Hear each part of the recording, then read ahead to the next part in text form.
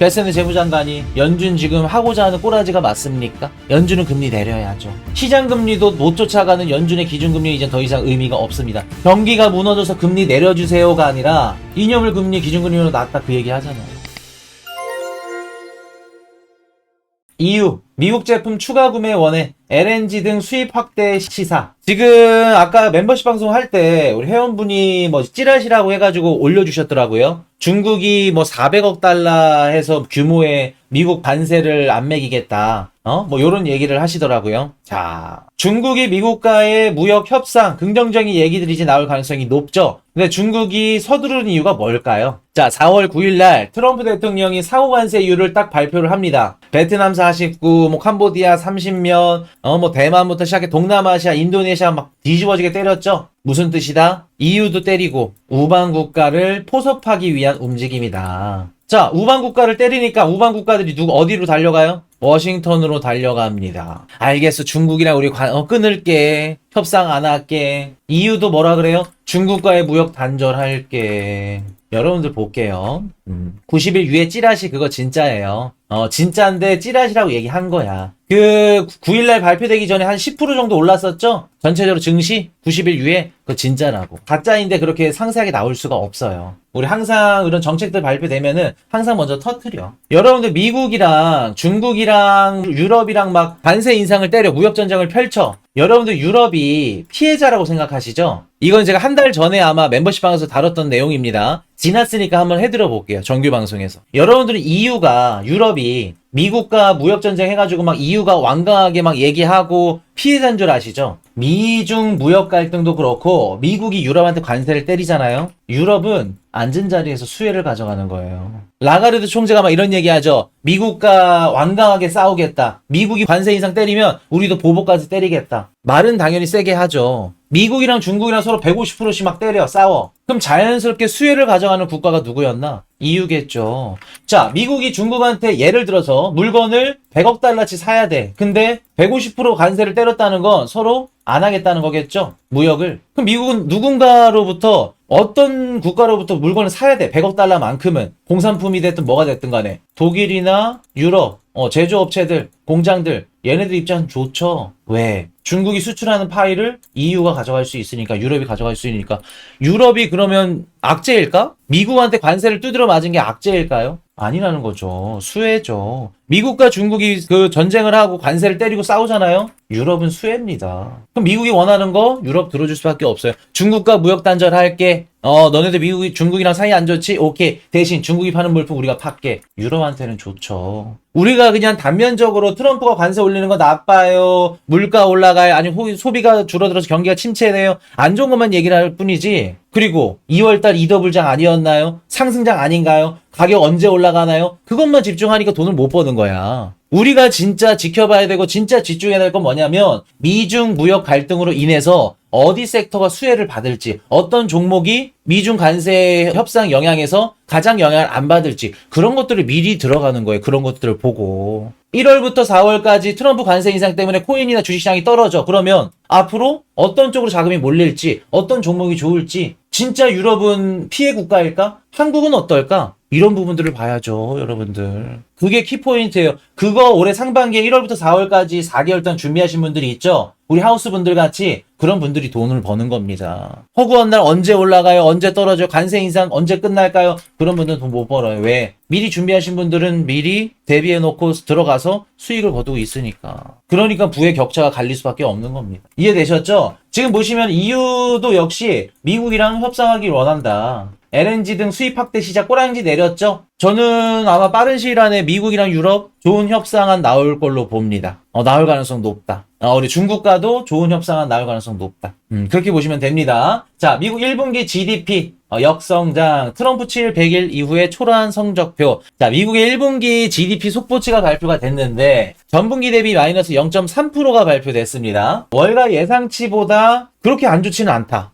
선방했다 라고 보시는 게 맞아요. 그리고 제가 역성장 나오더라도 시장은 크게 안 빠집니다. 뭐만 안 빠지면? 소비만 안 빠지면. 근데 실제로 소비가 어땠죠? 소비가 안 빠졌어요.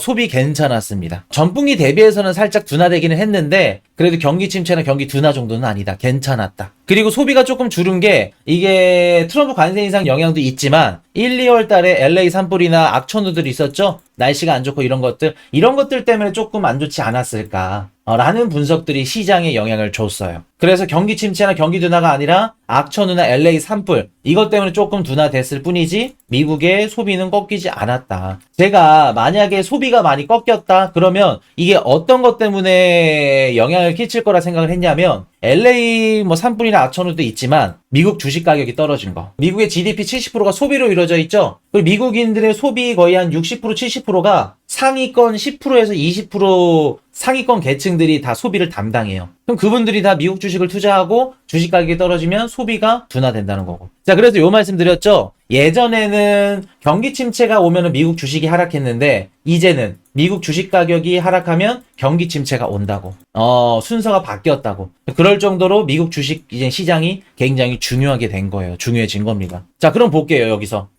어제 코인이슈가 말한 대로 역성장이 나와도 소비가 꺾이지 않았기 때문에 GDP가 낮게 나왔음에도 불구하고 시장이 크게 빠지지 않았네. 빠지지 않았죠. 그리고 우리가 좀 중요하게 봐야 될 게 뭐냐면 민간 투자가 늘었어요. 21.5%. 기업 투자가 늘었어. 설비 지출, 항공기, 컴퓨터 이런 수요도 증가를 했고. 그리고 기업 재고도 증가를 했어. 1,400억 달러. 재고가 증가했다는 건 수입량이 늘었다는 거랑 똑같은 거니까. 제가 작년에 요 말씀 드렸었죠. 미국 트럼프 정부가 이제 취임을 하게 되면 상반기에 어떻다? 민간 기업 투자가 활발해질 거다. 트럼프 정부는 정부가 찍어내는 돈으로 시장을 활성화시키는 게 아니라 바이든 정부 때처럼 그렇게 하는 게 아니라 시장을 활성화시키고 기업들 투자를 일으켜서 시장의 유동성을 공급한다. 그런 식으로 갈 거다. 실제로 미국 1분기 GDP 이렇게 나왔죠. 그리고 이거는 트럼프 때문에 됐다고 좀 보기는 어렵고 보통 이제 새로운 대통령이 당선되고 나서 1분기 때 첫 해에 기업 투자나 설비 투자 증가가 많이 일어나요. 그래서 이렇게 보시면 된다. 그래서 이번에 미국 GDP 봤을 때 나쁘지 않다. 그리고 2분기 예상치 나왔죠? 2.4%? 1.1%로 뭐 하향 조정했긴 했지만 그래도 1분기보다는 회복한다. 그럼 시장이 경기 침체로 받아들이지 않는다. 이거는.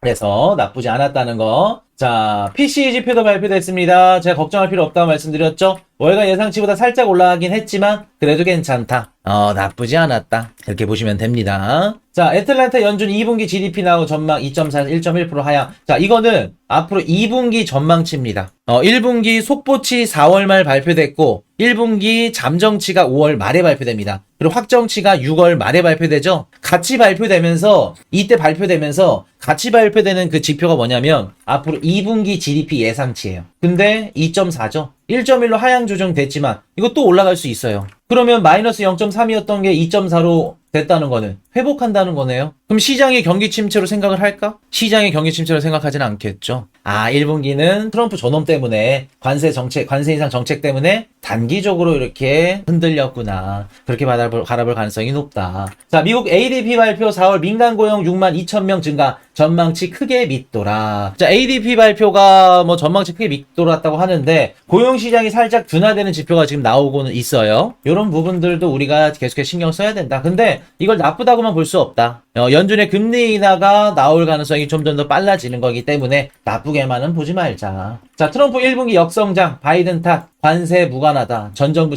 야, 이거 노인네 입담도 좋아. 주식시장 이렇게 하락한 거 누구 때문인가요? 바이든 때문이죠. 트럼프 주식시장이 아니라 바이든 주식시장입니다. 1분기 역성장 나온 건 누구 때문인가요? 누가 봐도 금이랑 상품 수입 늘어가지고 역성장 나온 건데 아주 뒤집어집니다. 근데 이 말이 굉장히 중요하죠, 여러분들. 이거 기사 하나만 딱 보고도 앞으로 여러분들 자산시장 뷰가 나와. 한번 볼게요. 기자가 이런 얘기를 합니다. 트럼프 대통령님, 지금 1분기 역성장 나왔네요. 전분기 대비해서 소비도 줄었네요. 안 좋게 나왔네요. 트럼프 왈. 이거 바이든 덕분입니다. 바이든 때문에 이렇게 역성장 나온 거예요. 그럼 볼게요. 앞으로 2분기는 트럼프 대통령 백악관이 어떻게 할 가능성이 높을까? 이따가 오늘 배울 거예요, 우리. 1분기에 바이든 때문에 그랬대. 그럼 2분기는 최대한 어떻게 할 가능성이 높을까? 트럼프 입장에서 1분기는 바이든이었고요. 2분기 좀 회복하는 지표가 나왔어. 그러면 이렇게 얘기하겠죠? 바이든 때 무너졌던 거를 제가 다시 회복시키고 있습니다. 되살리고 있습니다. 그럼 2분기 때 긍정적인 경제 지표를 가져오려면, 좋은 GDP를 가져오려면, 회복하려면 뭐를 시작해야 될까? 지금부터. 안 봐도 비디오지. 뻔하지. 자, 미중 관세 협상 첫 단추 깨나 중국 상무부 미국 요청한 평가 중. 자,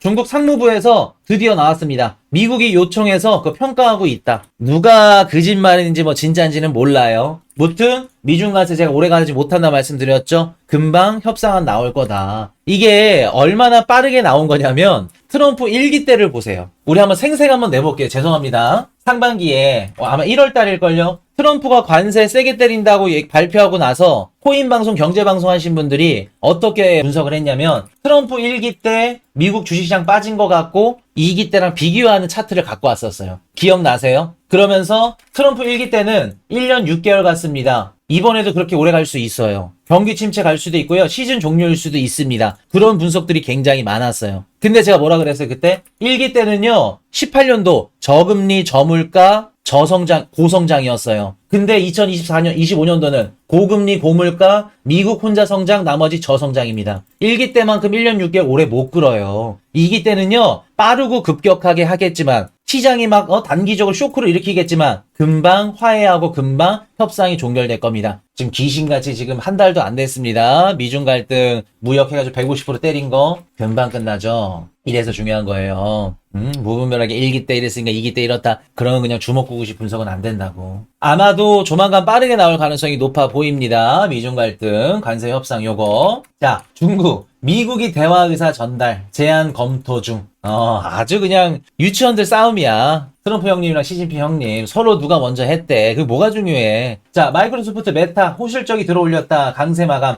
아마 제가 멤버십 방송에서도 미국 주식 실적 발표 괜찮을 거다 말씀드렸던 거 기억하실 겁니다. 요 그대로 지금 나왔고 실적 괜찮아요. 아직도 안 깨졌습니다. 괜찮다는 거. 자, 미국 재무부 장관 트럼프에 이어 연준 압박. 2년물 금리가 기준금리보다 낮다. 이런 얘기를 합니다. 오늘 해지충 한 번만 더 할게요. 죄송합니다. 여러분들. 듣기 좀 거북해도 한 번만 좀 참아주세요. 이거는 멤버십 방송 들으신 분들이 아실 겁니다. 아서 헤이즈랑 막 경제방송 분석하신 분들이 이런 얘기를 합니다. 트럼프가요, 일부러 경기 침체를 용인합니다. 왜요? 라고 물어봤더니 연준이 금리를 안 내려줄까봐. 경기를 살짝 둔화시키고 무너뜨리면요, 연준이 금리를 인하해 줄 거예요. 아서 헤이즈가 그랬죠? 제가 그거 보고 뭐라 그랬어요? 욕했죠, 오늘도. 말 같지도 않은 소리라고. 어떤 대통령이 경기 침체를 용인을 해. 그럼 제가 멤버십 방에서 뭐라 그랬냐면은 연준이 하는 역할이 기준금리를 통해서 금융시장에 유동성을 공급하고 회수를 하면서 통화정책을 펼치는 게 연준이다. 근데 베센트랑 트럼프가 인위적으로 10년물 국채금리를 낮춰. 그럼 단기채 금리랑 장기채 금리가 떨어지겠죠? 근데 미국의 기준금리 저기 위에 있어. 그럼 연준의 역할이 없어지는 거죠? 연준이 하는 역할이 없는 거야, 이러면. 시장에서 연준을 믿지 않는 거고, 그러면 연준이 금리를 경기가 무너지고 시장이 위험해서 내리는 것보다 지네들의 역할이 사라지기 때문에, 지네들 밥그릇이 없어질 수도 있기 때문에 어쩔 수 없이 10년물 국채금리 시장금리를 따라갈 수밖에 없다. 기준금리가. 기억나시죠? 그 얘기를 지금 베센트 재무장관이 해주잖아요. 2년물 금리가 기준금리보다 낮은데 연준 지금 하고자 하는 꼬라지가 맞습니까? 연준은 금리 내려야죠. 시장금리도 못 쫓아가는 연준의 기준금리는 이제 더 이상 의미가 없습니다. 그 얘기하는 거잖아요. 경기가 무너져서 금리 내려주세요가 아니라 2년물 금리 기준금리보다 낮다 그 얘기 하잖아요. 베센트 재무장관이 2년물 금리가 기준금리보다 낮아. 너네 일하는 거야 많은 거야. 항상 너네 뒤늦게 내리잖아. 그러니까 시장금리가 먼저 내린 거라고 압박하는 거죠. 그래서 5월 8일 날 연준이 저는 금리 인하 가능성도 있다고 봐요. 동결할 가능성이 높기는 하지만 금리 인하 가능성이 높다. 정치적인 이러한 좀 입김도 있을 거고 그리고 제가 다음 주에 한 번 더 디테일하게 말씀을 드릴게요. 금리 안 내려도 돼요. 연준이. 자, 수요일 날 말씀드릴게요. 금리 안 내려도 돼. 여러분들이 좋아하는 알트코인 불장 상승장이 있죠? 금리 안 내려도 가능합니다. 금리 안 내려도 가능한 시나리오 말씀드릴게요. 다음 주에. 자, 중국 대규모 금매도 금가 8% 하락. 비트코인 주목받아. 이것도 해치충이야 또. 5월달, 6월달 금 가격 빠질 가능성 높습니다. 금에 몰려있던 유동성이 주식이나 비트코인 같은 위험성 자산 시장으로 갈 가능성 높습니다. 더 이상 말씀 안 드릴게요. 또 듣기 싫다고 나갈라 또. 이런 식으로 지금 가고 있습니다. 자, 트럼프 스테이블코인 USD1 20억 달러 아부다비 정부가 쏜다. 트럼프 중동 순방 선물이라고 되어 있네요. 아부다비 국부펀드가 20억 달러 규모의 거래를 했다고 합니다. 잘 나가네요. 트럼프 아들내미가 트럼프 앞세워가지고. 자, 환율 미국 중국 갈등 완화 기대에 15.7원 하락. 계엄 이후에 최저치. 자, 우리 6월 달에 한국 대통령 선거 있죠? 대통령 선거도 있고, 정치적으로 이런 리스크들이 조금 안정화되니까, 우리 환율도, 제자리 가는 겁니다. 그리고 최근에 달러가 또 약세가 됐죠? 최근에 달러가 약세가 됐음에도, 우리 한국 원화 환율도 올라가지 못했는데, 지금 이제 안정화, 작업에 들어갔다. 기반에 들어갔다. 나쁘지 않다. 괜찮다. 21년도부터 아마 갖고 계셨을 건데. 자, 트럼프, 이란산 원유 구매 국가에 2차 제재 경고, 국제유가 급등. 국제유가 살짝 올랐죠? 근데 전체적으로 유가는 이제 오르기 좀 힘들 겁니다. 어찌됐든 트럼프의 정책 중에 저유가, 유가를 내리는 정책이 한 가지 포함되어 있기 때문에, 그리고 오일 패권 누가 지고 있죠? 미국이 지고 있죠. 오펙 플러스가 지고 있다? 이 말은 틀린 얘기, 옛날 얘기입니다. 미국이 지고 있죠. 그렇기 때문에 미국이 계속해서 내린다 그러면 오펙 플러스도 내릴 수밖에 없다. 얘네들 혼자만 올린다? 미국 혼자 내리고 그렇게 할 수는 없어요. 그래서 이런 식으로 지금 유가는 계속해서 내려갈 수밖에 없다는 거. 물론 단기적으로 6월, 7월 여름에 살짝 오르긴 할 겁니다. 에너지 수요가 늘어나면서 또 관세 인상 여파까지 같이 합쳐지면 그때가 우리가 이제 물가 때문에 자산 시장이 흔들릴 수 있는 가능성, 그때가 아마 조금 흔들릴 거예요. 그때 말고는 없다. 이렇게 보시면 됩니다. 자, 비트코인 온체인 지표 긍정적 강세장 초입. 사람이 진짜 간사한 게 불과 2, 3주 전만 하더라도 시즌 종료를 하지 않았어요, 우리? 4월 초만 하더라도. 주경 대표님이 시즌 종료라고 끝났다고 하지 않았어? 온체인 데이터 기반으로 봤을 때?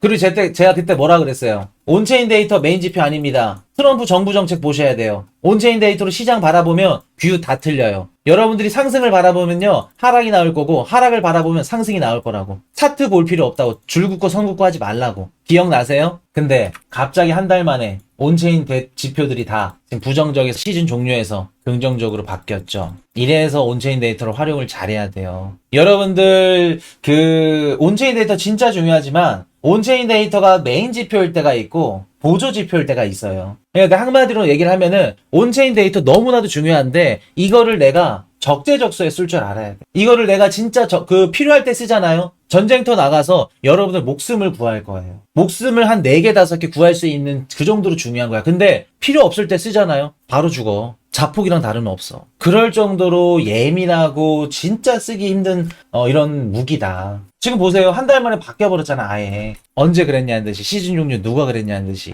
이해되시죠? 지금부터는 온체인 데이터 좀 중요하게 보셔야 돼요. 그리고 강세장 초입 맞습니다. 온체인 데이터 순으로 따지면. 자, 이더리움 현물 ETF 92억 원 순유입. 92억 원 들어왔다 그래요. 비트코인에 비하면은 조금 그렇죠. 자, 비트코인 ETF 하루 만에 순유입으로 또 전환 유출됐다가 순유입. 자, 30일 날 나갔네요. 이거 뭐일 가능성이 높을까? 코인이슈님 4월 30일 월 말에 비트코인 현물 ETF 유출이 나왔네요. 시장이 그렇게 나쁘지 않았는데 유출이 나왔다는 건 뭐일 가능성이 높다? 우리 방송을 보셨던 분들만 알고 있는 월말 월초 기관들, 헤지펀드들 리밸런싱일 가능성이 높겠구나. 분기 실적도 그렇고 월말 실적 좋게 내려면 리밸런싱 가능성이 높겠구나. 다시 유입으로 들어왔죠. 그리고 한 가지 더, 여러분들 무조건 월말 월초 리밸런싱이라 그래서 무조건 빠지는 거 아니에요. 장이 좋잖아요. 그럼 이런 식으로 살짝 유출 잠깐 일어났다가 횡보하다가 아니면은 다시 바라 올라갑니다. 상승장에서는 월말 월초 리밸런싱이 의미가 없어. 그리고 실제로 월말 월초 리밸런싱이 있어 차익 실현이 있더라도 우리가 하락한지 모를 정도로